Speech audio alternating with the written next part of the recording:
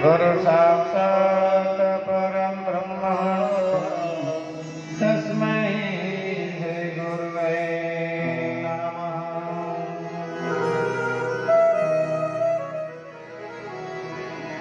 ॐ नीलं भुजश्यामलकोमलं सीता समारोह केतवानुभागम् कारो महासायक चारुचापं नमामि रामं रघुवंशनाथम्।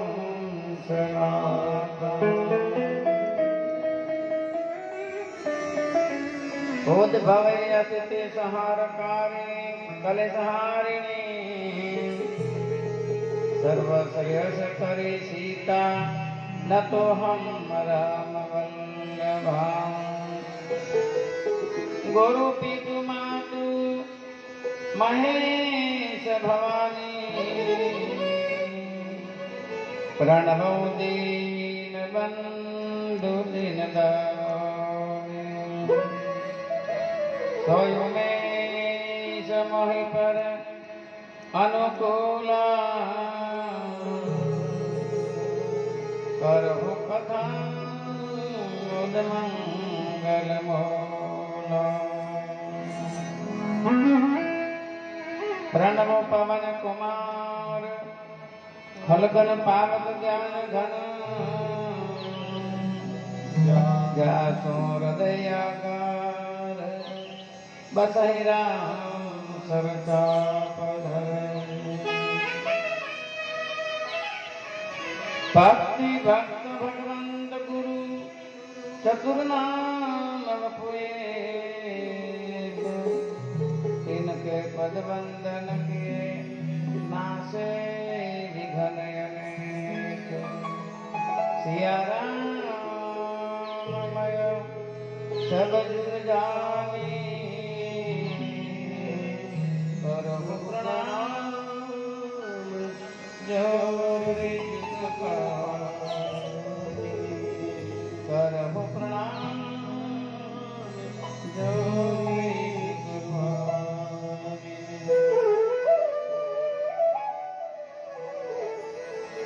जय गौ माता जय गोपाल बचव चल प्रभु दीन दयाल।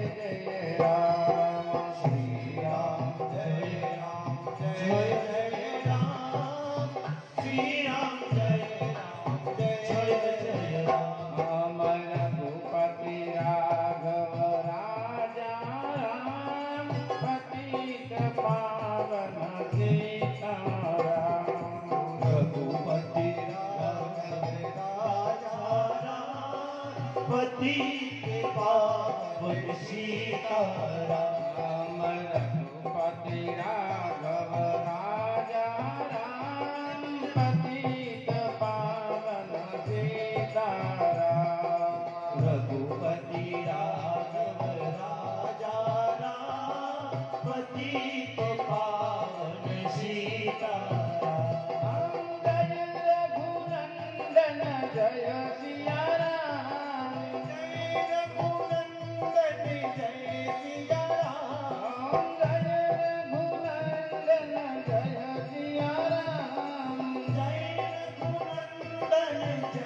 सिया राम जानकी वल्लभ सीताराम जानकी वल्लभ सीताराम बोलो जानकी वल्लभ सीताराम बोलो जानकी वल्लभ सीताराम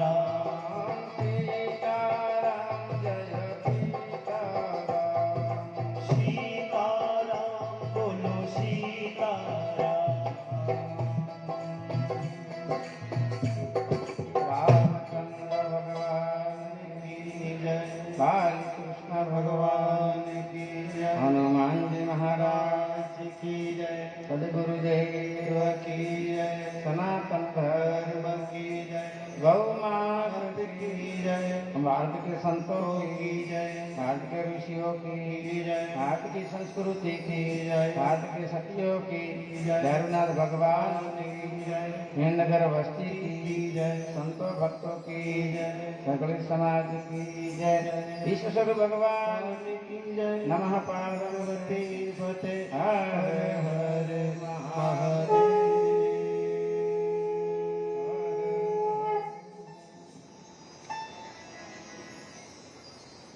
गुरुजी ने चरणों में माथा झुकावी माता पिता ने वंदन करी गैया मैया ने वंदन करी परम परमात्मा प्राणी मात्रा प्रदेश में हृदय प्रदेश बिराजे से आप सबने वंदन करी आज पावन प्रसंग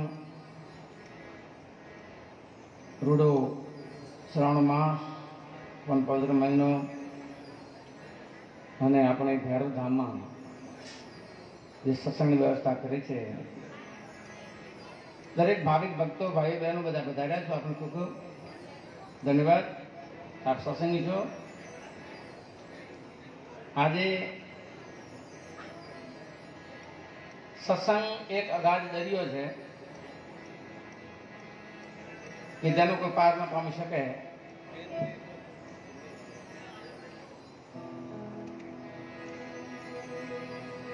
ભગવાન રામજી અયોધ્યામાં રાજગાદી સ્વીકારી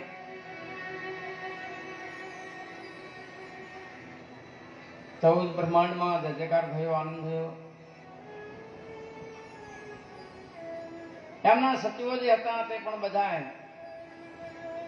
રામદૂત માણસો લખે છે કે બધા જે સ્વરૂપ હતા વાંદરાનો આદિ બધા ત્યાગ કરી અને માનસો ધારણ કર્યું છે અને પછી ત્યાં જે રોકાણા 6 મહિના બાબાજી એવું લખે છે કે વાંદરો 6 મહિના રોકાણા અને પોતાનો ઘર ભૂલી ગયા ઘરે જ આવતો નથી બાબાજી લખે છે કેવી રીતે જેમ સંતના જીવનમાં પરદ્રોહ સપનામાં ન હોય સંતનું હૃદય એટલું કોમળ છે કે જેને પરદ્રોહ એના જીવનમાં ક્યારે સપનામાં ન હોય એમ સંતના જીવનમાં પરદ્રોહ ન હોય એટલે કે પરદ્રોહને ભૂલી જતા હોય એની માફક આ લોકો પોતાના ઘરે ભૂલી ગયા 6 મહિના બાદ ભગવાન વિચાર કરે છે કે આ લોકોને ઘરે બધા યાદ કરતા હશે આ લોકોને કે પણ પરમાત્મા બધું સન્માન કરી સમજાવી અને બધાને પોતાના ઘરે મૂકે છે અંગદને અતિશય ભગવાન તરફ રહેવા માટે ઘણી ઈચ્છા કરી હતી, પણ ભગવાને સમજાયો, ભૈયા હું તારી પાસે જ છું. ભગવાન નિશાલદાસ ગુહા કુહાડી વૃક્ષને કાપે છે, પણ છતાં ચંદન શું કરે છે? નિજ ગુણ દેહી સુગંધ બસાઈ. કુહાડી એ ઝાડને કાપવાનું કામ કરે છે ત્યારે ચંદન એના ગુણ આપે છે. ભલે કાપા હોવા છતાં એની સુગંધ આપે છે, પણ મૂર્ખને જ્ઞાન નથી કે મને પોતાનો ગુણ આપે છે. તો કે બંનેનું પરિણામ શું છે? તો પરિણામ એ છે કે સંત સહન કરે છે તો દેવોને લલાટે ચડે છે. સંતો સહન કરે છે, દેવતાઓને સંતોને લલાટે ચડે છે. સુર શિશનને ચડે તો જગવલ્લભ શ્રીખંડ. અને કુહાડી લુહારના કોળમાં જાય છે, કોલસા નાખે, અગ્નિ પ્રવેશ કરાવે ને ધમણથી બરાબર એકદમ લાલ કરી નાખે, અને પછી એને એણ ઉપર રાખીને એના મોઢા ઉપર થોડા ઘા મારવા માંગે છે. એ પરશુ બદલે દંડ. આપણે આ કથા આગળ કહીશું, બહુ વિસ્તારથી ચર્ચા કરી છે. સંતને અસંતને અને આપણા શાસ્ત્રો હોય, ગીતા હોય, રામચરિત માનસ હોય, ભાગવત હોય, માણસના કર્તવ્યનું જ્ઞાન માણસને ભાન કરાવ્યું છે. માણસના જીવનો ઉદ્ધાર બતાવ્યો છે. ગીતા જેવા ગ્રંથમાં કર્મયોગ બતાવ્યો છે. કરવો ન કરવો એ આપણી મરજીની વાત છે, પણ બાબાજી શરૂઆતમાં લખે કે ગુણ અવગુણ બધા જાણે છે. કાલે પ્રદીપ પ્રકાશી કહ્યા હતા કે બધા જ્ઞાનીઓ છે, કોઈ અજ્ઞાની છે નહીં, પણ જેને મન ફાવે એમ પગલા ભરે છે. તો અવધ ની અંદર ભગવાન રામજી રહે છે. ભગવાન રામને અયોધ્યાની પ્રજા બહુ પ્રિય લાગે છે. જેહી વિધિ સુખી હોય પૂર્લોગા. જે મારા નગરમાં નર નારી તમામ લોકો તારે વર્ગો જે છે બધાને સુખ મળે. જેહી વિધિ સુખી હોય પૂર્લોગા. बा बेजो बा अणम बैठो बा जे भी भक्त आवे उन्होंने अटाहुदी आवा करती वटे बेन वटे हाथ जोड़े અને બેજો क्योंकि बापुरी धारा नहीं टूटे इसमें. हाँ જેહી વિધિ સુખી હોય પૂર્લોગા. કૃપા સિંધુ સોઈ કરે સંજો. મારા નગરમાં કોઈ દુખી ના આવવું જોઈએ. અને રામચરિત માનસનો આધાર લઈએ તો માણસ સુખ દુઃખ જે છે એ લોકો આજ પદાર્થમાં સુખ દુઃખ માને છે, પણ શાસ્ત્ર તો કહે છે કે વિચારોની કમીમાં દુઃખ થાય છે. જેને વિચારો મળ્યા નથી સદાય દુઃખી છે. ધનવાન હશે તો દુઃખી છે, અને ગમે તે જાગરી છે દુઃખી જશે. જેને શુદ્ધ વિચારોની પ્રાપ્તિ થઈ નથી તે બધા દુઃખી જશે. તો ભગવાન દરેકને શુદ્ધ વિચારો આપી આપી અને સુખી કરે છે. એક દિવસ પરમાત્માને વિચાર થાય છે, લાવો મારી પ્રજાને સારા વિચારો આપો. સારા વિચારો આપવા માટે કરી બાબાજી લખે છે કે અવધવાસીઓને, નર નારીઓને, તમામ સાધુ સંતો બ્રાહ્મણો તમામ લોકોને બોલાવવામાં આવે છે. અને ભગવાન સારી સભા ભરી અને ભગવાન બોલ્યા છે કે હે સમાજજનો, હે નગરજનો, આજ મને વિચાર થાય છે કે તમારી આગળ મારા વિચાર રજૂ કરું. મમતા નહીં, ક્ષમતા રાખીને બોલીશ. પણ ભગવાન રામ એવું બોલે છે અવધવાસીઓને કે મારે બોલવામાં કે ભૂલ આવે ને તમે મને અટકાવી શકો છો. ક્યાં બોલો મારે ભૂલ આવે તમે મને કહી શકો છો, નિડર બનીને કહેજો. એટલે ભગવાનને બતાવું, હે નગરજનો, મને વાલો વાલો કોણ?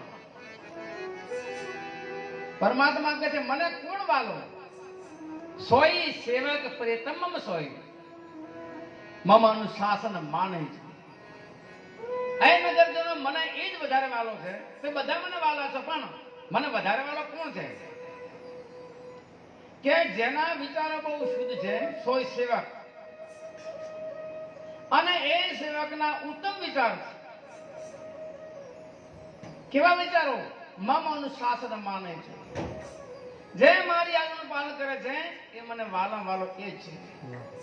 ભગવાન રામ બોલ્યા મમ અનુશાસન માને છે. મારી વાત સ્વીકારે છે, માને છે, એ મને ઘણો વાલો છે. તો ગીતા પણ એ જ કહે છે. અને ભગવાન રામજી બોલ્યા છે, હે નગરજનો, અહો આપણનો કેટલા આવું ભાગ્ય છે કે આપણને માનવ જન્મ મળે છે.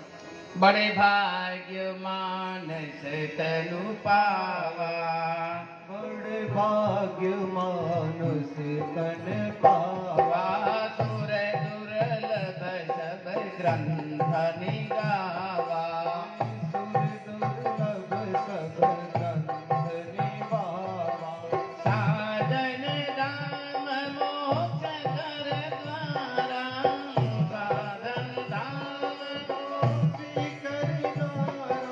પાવિન જે પરલોક સંવારા, પાવિન જે પરલોક સંવારા. શ્રી રામ જય રામ જય જય રામ, શ્રી રામ જય રામ જય જય રામ. આ ભગવાન રામ બોલ્યા છે. રામચરિત માનસ કહે છે બડે ભાગ માણસનું પાવા. આપણે કેટલું શુભ કામ કર્યું છે કે આપણને મનખાતા નથી. સાધન ધામ મોક્ષ દ્વારા અને પાવન જે પરલોક દ્વારા. ભગવાન રામ કહે છે દેવ દુર્લભ સબ કર્મ નિગાવા. સંતો ને શાસ્ત્રો એમ કે છે કે દેવો, માનવો અને પશુ પક્ષી આ ત્રણમાં શ્રેષ્ઠ કોણ? રામચરિત માનસ બે જગ્યાએ લખી જાઓ. દેવતાઓ કરતા પણ શ્રેષ્ઠ માનવ છે રામચરિત માનસ. નર તનુ સમનય કવને હું દેહી. બ્રહ્માંડમાં માનવ દેહથી શ્રેષ્ઠ કોઈ શરીર જ નથી. નર તનુ સમનય કવને દેહી અને જીવ ચરાચર જાગત જેહી. તમામ જીવો ઈચ્છા કરે કે એકવાર મનખાતાને મળી ગયો હોત તો આપણું કામ કરી લે. લોકો દુઃખ ને સુખ માને છે કેમ કે ધર્મનું જ્ઞાન છે એટલે માટે. અંધકારને કારણે દુઃખ ને સુખ માની બેઠું છે. અસત્યમાં અસત્ય સત્ય માની બેઠું છે. માયાના બંધનમાં બરાબર ખીચો ખીચ. રાતે ભજન ગયા હતું તેમ પેલો હાલે મોડો ઉતરે છે.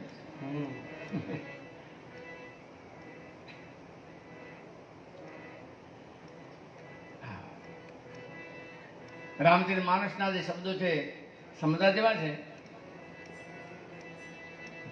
કે દેવો કરતા માનવ જન્મ શ્રેષ્ઠ છે. રામચરિત માનસ એનો જવાબ આપે છે જીક જીવન દેવ શરીર ધરે તવ ભક્તિ વિના ભવ ભૂલી પરે. જીક જીવન દેવ શરીર ધરે તવ ભક્તિ વિના ભવ ભૂલી પરે. જ્યારે ભગવાન રામે રાવણ પર વિજય પ્રાપ્ત કર્યો એ સમયે દેવતાઓ આવે છે અને ભગવાન આગળ કહે છે પરમાત્મા અમે દેવોના ધિકાર છે. એમના ધિકાર ધિક જીવન દેવ શરીર ધરે. અમે દેવોનું શરીર ધારણ કર્યું પણ ધિકાર છે મહારાજ. કેમ કે તવા ભક્તિ વિના ભાવ ભૂલી ફરે. અમે દેવતાઓ તમારું ભજન નથી કરી શકતા મહારાજ. અમારા કરતા તો તમારા પક્ષમાં જે વાંદરાઓ છે ને એમને ધન્યવાદ છે. કૃત્ય કૃત્ય વિભો સબ વાનરે નિરખંત કવાનન સાદર હે. કૃત્ય કૃત્ય વિભો સબ વાનરે નિરખંત કવાનન સાદર હે. અમારા કરતા તો તમારા પક્ષમાં વાંદરાઓ છે ને તે કૃત્ય કરે એમને ધન્યવાદ છે કે તમારું કામ કરે છે અને તમારા મુખનું દર્શન કરે છે મહારાજ. આમાં કરતા એ ભાવશાળી છે. એટલે રામચરિત માનસ કહે છે કે માનવ દેહથી શ્રેષ્ઠ શરીર બ્રહ્માંડમાં કોઈ નથી. ઊંચામાં ઊંચો દેહ માનવનો છે. સંતો એનો અર્થ કર્યો છે. દેવતાઓ ગીતાનો 9મો અધ્યાય કહે છે કે દેવતાઓ પુણ્ય કરીને દેવો બન્યા છે. 9મો ગીતાનો કહે છે પુણ્ય અક્ષણે મૃત્યુલોકા. જ્યારે પુણ્ય ખૂટશે ને એટલે ફરી પાછા મૃત્યુલોક પાછા આવશે. દેવતાઓ પુણ્ય ખાય છે અને પશુ ને પક્ષી પાપનું પ્રાયશ્ચિત કરે છે. જે માનવ જન્મ ખોળું ધારણ કર્યું હોય ને પછી એમાં ભાન રાખ્યું ન હોય ને પછી એ અધોગતિમાં જતા હોય અને પશુ પક્ષી આદિ મૂળ જાય છે પછી પાપનું પ્રાયશ્ચિત કરવા માટે એ પાપ ભોગવે છે. પશુ પક્ષી આદિ પાપ ભોગવે છે અને દેવતાઓ પુણ્ય ભોગવે છે. માનવ ધારે તે કરી શકે છે. એટલે બાબાજી કે માનવની પાસે 3 સીડી છે. સ્વર્ગમાં જવાની, નરકમાં જવાની અને મોક્ષમાં જવાની સીડી છે. કઈ સીડીએ ચડવું છે માણસ જાતે વિચાર કરી શકે. સ્વર્ગમાં જવું હોય તો નિષ્કામ ભાવે એવા કામ કરો. કર્મ કમાવો, સકામ ભાવને નિષ્કામ ભાવથી કર્મ કરો તો એ માણસ સ્વર્ગનો છે. અને મોક્ષમાં જવા માંડતો હોય નાનકડો શબ્દ છે, અર્થ બહુ વિશાળ છે પણ શબ્દ નાનકડો છે. મોહનો અક્ષય થાય એટલે મોક્ષ પ્રાપ્ત થઈ ગયો. જેનો મોહ મરી ગયો છે એના માટે મોક્ષ તૈયાર છે. શુભ કર્મ કરનારો શુભ ગતિને પામે છે, ગીતાનો છઠ્ઠો અધ્યાય કહે છે. શુભ કામ કરનાર નિવૃત્તિ પામતો નથી. એ પણ કર્મ કરીએ તો નિષ્કામ ભાવથી, અપેક્ષાથી પર થઈને અદ્રો સ્વરૂપ પોતાના એવો ભાવ રાખીને કરીએ તો એના માટે સ્વર્ગ તૈયાર છે. નરક માટે મહેનત કરવાની જરૂર નથી. એ તો વગર મહેનત તૈયાર છે. ભગવાન રામજી કહે છે કે બધાથી શ્રેષ્ઠ જન્મ માનવનો છે. આ સાધન મોક્ષને પામવાનું છે. આવો માનવ જન્મ મળ્યો અને કદાપી જન્મ ન સુધાર્યો હોય તો પરિણામ શું આવશે? માનવ જન્મ મળ્યા પછી માનવતા ભૂલી ગયો. પરિણામ બાબાજી લખે છે કે સો પરત્ર દુઃખ પાવહી, શિર ધ્વનિ ધ્વનિ ધ્વનિ પસ્તાહી, અને કાલ હી કર્મ હી ઈશ્વરે મિથા દોષ લખે. પરિણામ છે પછી દુઃખ ભોગવવું પડશે, ભયંકર દુઃખ વેઠવા પડશે, 84 લાખ શિબિરમાં જવું પડશે, અંધારામાં ડૂબકા મારવા પડશે, જન્મ અને મરવું, જન્મ. અને બાબાજી લખે સ્વભાવ પ્રમાણે, ખોળિયા પ્રમાણે સ્વભાવ મળશે. બિલાડીનો સ્વભાવ જુદો હોય, કૂતરાનો સ્વભાવ જુદો હોય, ગધેડાનો સ્વભાવ જુદો હોય. ખોળિયા પ્રમાણે સ્વભાવ મળશે. માયાના પ્રેત એ બધા રખડતા હશે. મારો ને મારો આવો પ્રસંગ આવશે. એવા 84 લાખ ભટકતા ભટકતા અનંત દુઃખ સહન કરવા પડશે. આવો અવસર આવ્યો છે. બાબાજી રામજી કહે છે આવો અવસર આવ્યો છે તો કંઈક પોતાના જીવનો સુધારો પોતે જાતે કરવો જોઈએ. નહીતર માથું ધોઈને પોતાનો વારો આવશે. અને પછી લોકો શું કહે છે? બાબાજી કે એ લોકો એમાં ને હું તો નિર્દોષ જ છું. કોઈ માણસ એમ કે છે હું દોષિત છું? બધા પોતાની જાતે નિર્દોષ માને છે. હું તો નિર્દોષ છું, મારો કોઈ દોષ નથી, મારો કોઈ ગુનો નથી. મારું તો માનવું એવું છે કે બીજાની 1000 ભૂલ કાઢ્યા કરતા પોતાને એક ભૂલ કાઢવા મહાકલ્યાણ છે. જ્યારે માણસ પોતાની ભૂલ પોતે કબૂલ કરશે અને પોતાની ભૂલ સુધારશે એમાં એમનું કલ્યાણ છે. બાકી તો પારકી ભૂલોથી તો પાપ વધવાનું છે, ઘટવાનું નથી. જેની આંખમાં છે અમી અને દુનિયા ગઈ છે ગમી, પણ જેની આંખમાં ઝેર થાય જગતથી વેર. જેની આંખ અમી વાળી છે એને તો બધા ભલા જ દેખાય છે. ભગવાન રામજી બોલે છે આ શબ્દો રામજીના છે. કાલ હી એટલે સમય. બધાને કરવું પણ મરવાને ગોળા મળી કોની કરે ઘર ખરામ. ઝઘડો થાય એ વગર બોલાતા રહે, વગર બોલાય. કોઈ ભવાઈ આવ્યો તો વગર બોલાતા રહે. અને ઓલા તારંગના તોફાન આવે ને ત્યારે તો કેટલા ભેગા થાય. અને સત્સંગની વાતો આવે તો એ ઝેર જેવું લાગે. જેને અમૃત ઝેર લાગે છે એનું પરિણામ ગીતાનો 18મો અધ્યાય આપે છે. એનું પરિણામ શું આવશે? તો સમય તો તમારી મારી પાસે ઘણો છે. ઘણા લોકો કહેતા આવે છે ને પડી ગઈ મોકલે ટાઈમ પાસ. હા, કઈ ખાવાનું આવે છે ટાઈમ પાસ. ટાઈમ વેડફાનો સમય. પતા કૂટે, શરાબ પીએ, જુગાર રમે, ઝઘડા કરે, મોગમાં પડ્યા રહે, બીજાની પસંદ થતા રહે. કર્મના બંધનો કરવામાં લગાર ડરતો નથી ને પોતાનો આત્મોદ્ધાર કરવા માટે બિલકુલ તૈયારી કરતો નથી. ગાયત્રી પરિવાર એમ બોલે છે કે 4-5 દિવસ જાત્રા જવું હોય ને તો કેટલી તૈયારી કરે છે માણસ, પણ કાયમની જાત્રા માટે કોઈ તૈયારી કરતો નથી. એ કેટલું અજ્ઞાન છે. કાલ હી પછી કર્મ હી. અમારા ભાગ્યમાં છે નહીં ભૈયા. હા તો ભાગ્યમાં મને મળે ને, અમારા ભાગમાં કે બોલો ભૈયા. હા તો વિચારો, આપણું ભાગ્ય કોને બનાવ્યું? આપણું ભાગ ભગવાને બનાવ્યું છે, કોઈ દેવી દેવતા બનાવ્યું નથી. કોઈ વિધાતા દુનિયામાં નથી એવી કે વિધાતા તમારા કર્મ લખવા માટે આવી છે. રામચરિત માનસમાં તો છે નહીં, ગીતામાં પણ છે નહીં કે પોતાનો ભાગ્ય પોતે જ બનાવે છે. ऐ कर्म प्रधान विश्व करी राखा, जे जस करहि वो तस फल चाखा. कर्म प्रधान विश्व करी राखा, जे जस करहि वो तस फल चाखा, जे जस करहि वो तस फल चाखा. અમારે ગઈકાલે કઈક વાત થઈ હતી એવી કે કર્મના પ્રકાર 3 છે. ક્રિયામણ કર્મ, પરાલંબિત કર્મ અને સંચિત કર્મ. વ્યાખ્યા તો વિશાળ છે, ઘણી મોટી, પણ ટૂંકમાં જેમ આપણા શરીરમાં 72,000 નાડીઓ છે, પણ મુખ્ય નાડીઓ 3 જ છે, ઈંડા, પિંગલા, સુષુમ્ના.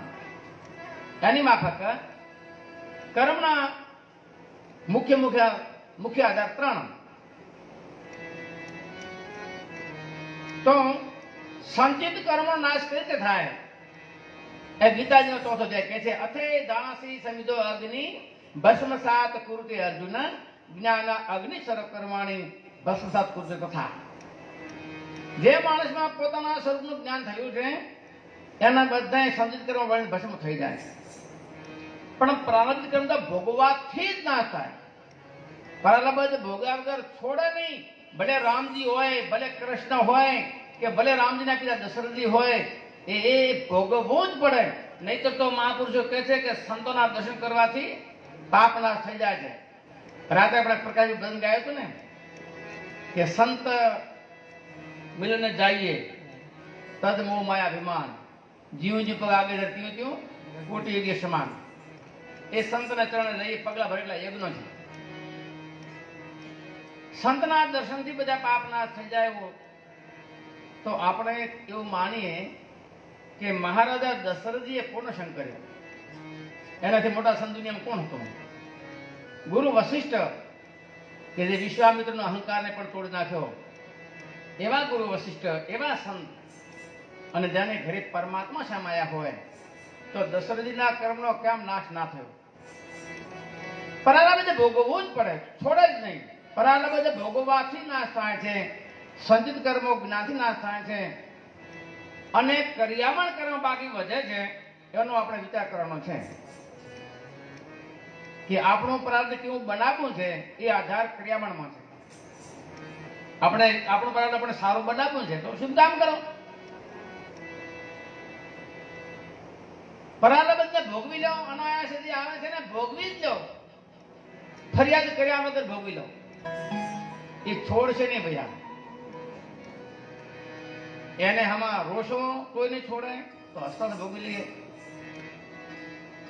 પરાલંબિત ભોગવાથી નાશ થાય, સંચિત જ્ઞાનથી નાશ થાય, અને ક્રિયામણ સદાચારથી નવ કર્મના બંધ થાય. આજનો ઉદાર થઈ ગયો. તો પોતાનો કર્મ, પોતાનો પ્રારબ્ધ, પોતાનો નસીબ પોતે જ બનાવે છે, બીજું કોઈ બનાવતું નથી. તો રામચરિત માનસ સ્પષ્ટ કહે છે. કિષ્કિંધા કાંડમાં એક કથા એવી આવી છે. ભગવાન રામ લખન બંને ભાઈઓ જાનકીની ગોતમાં ફરે છે. ઋષભ પર્વત નજીક આવે છે. સુગ્રીવને મનમાં થયું, હનુમાનને બોલાવ્યો. હનુમાન નીચે કોઈક તેજસ્વી પુરુષ દેખાય. વાલીએ એની મેલી નીતિથી કદાચ આ લોકોને મેલ્યા હોય, તમે ખબર પાડી આવો.